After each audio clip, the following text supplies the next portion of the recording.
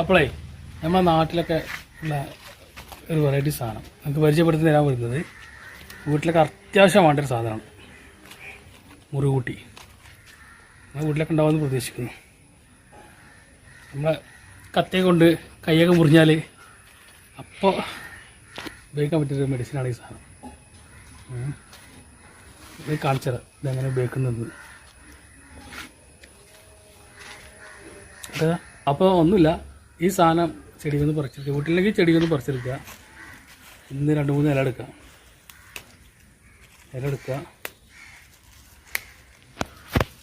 കയ്യിലിട്ട് തിരുമ്പുക. ഒന്ന് കഴുകുക.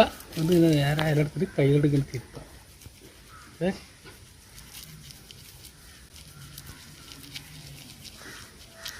കയ്യിലിട്ട് തിരുമ്പി വരുമ്പോൾ ഇതിന് നീര് കിട്ടും.